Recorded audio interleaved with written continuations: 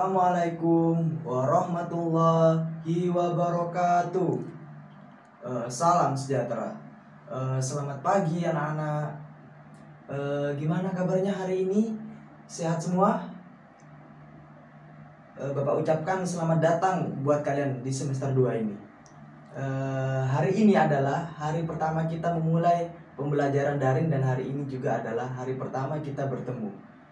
Nah, untuk itu hari ini kalian akan belajar dengan Bapak.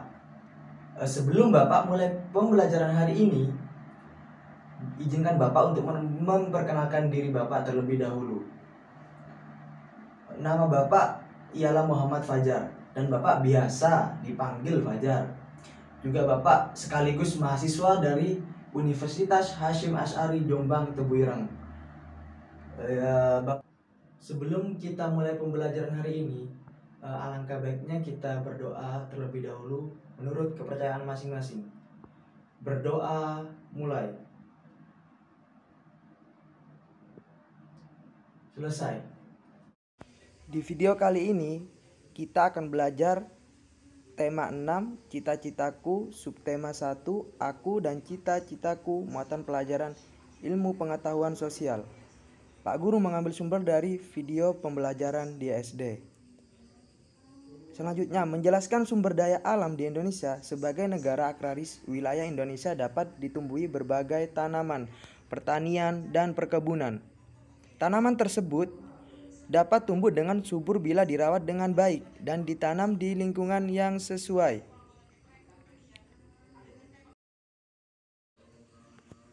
Nah, ayo perhatikan lingkungan yang sesuai untuk tanaman berikut. Yang pertama ialah dataran tinggi. Ciri-ciri yang pertama, ketinggian lebih dari 400 meter di atas permukaan laut.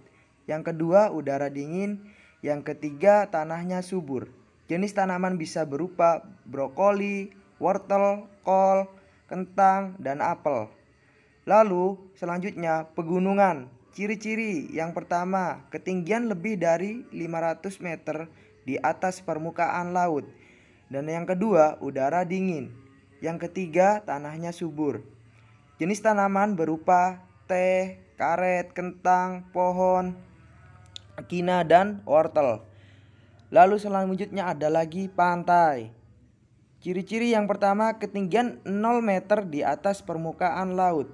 Yang kedua, udara panas. Dan yang terakhir, tanahnya kurang subur dan berupa pasir.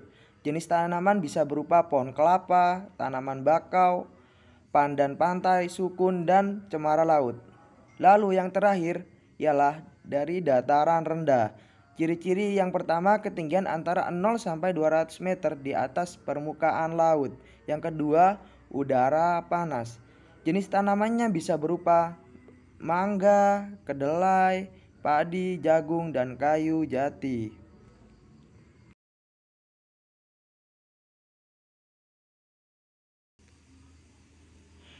Hubungan lingkungan, sumber daya alam, dan kegiatan masyarakat. Lingkungan pegunungan.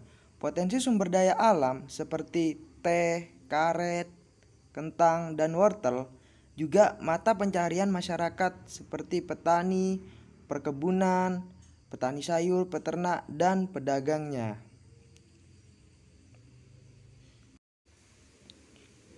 Lingkungan dataran tinggi, potensi sumber daya alam seperti brokoli, wortel, kol, apel, dan kentang.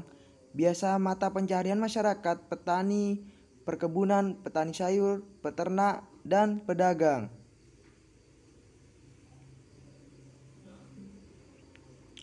Lingkungan daratan rendah, potensi sumber daya alam seperti misal juga padi, jagung, mangga, kayu jati, dan kedelai.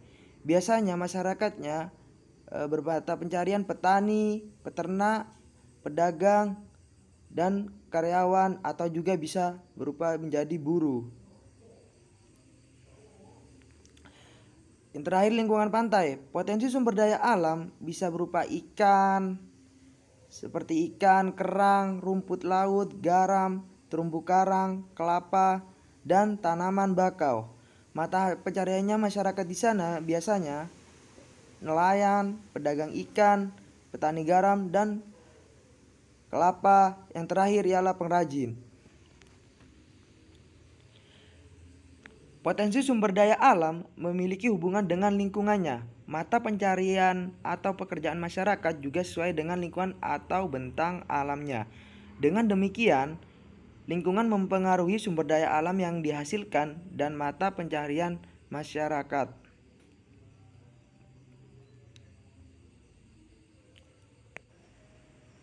Menjelaskan sumber daya alam yang dapat diperbaharui.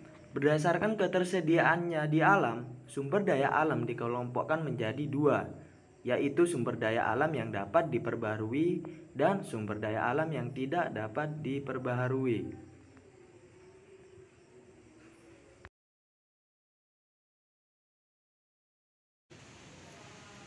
Sumber daya alam yang dapat diperbaharui adalah sumber daya yang tidak akan habis walaupun digunakan terus-menerus. Contohnya misal air, tanah, udara, hewan, serta tumbuhan. Sumber daya alam tersebut dimanfaatkan untuk memenuhi kebutuhan hidup manusia. Misalnya pemanfaatan hewan untuk diambil dagingnya, telur, susu, maupun tenaganya.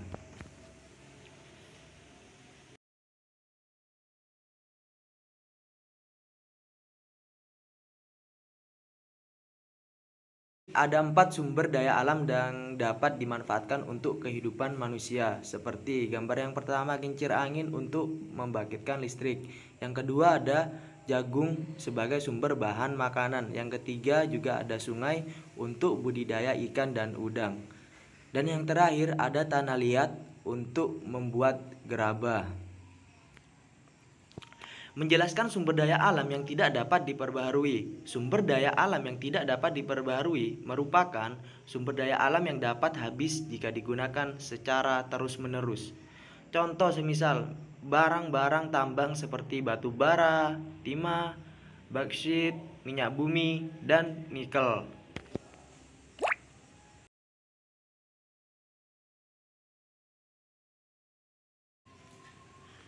Pemanfaatan sumber daya alam yang tidak dapat diperbaharui dilakukan melalui kegiatan penambangan. Kegiatan penambangan biasanya dilakukan di daerah perbukitan, sungai, dan lepas pantai. Tujuan pemanfaatan SDA yang tidak dapat diperbaharui adalah untuk memenuhi beragam kebutuhan masyarakat.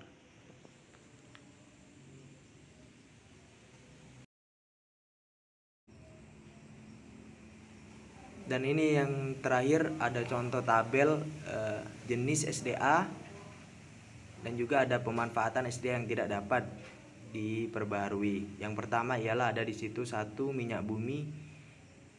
Contoh misal sebagai yang bahan yang tidak dapat diperbaharuinya adalah aftur untuk bahan bakar pesawat terbang, bensin untuk bahan bakar kendaraan bermotor, dan parafin untuk bahan pembuat lilin. Yang kedua ada biji besi, bahan pembuat peralatan rumah tangga. Dan yang ketiga ada bauksit sebagai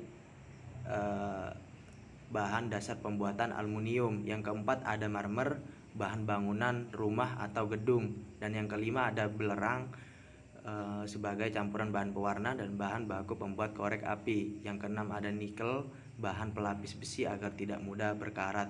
Yang terakhir adalah ada grafit, bahan pembuat pensil dan isi baterai.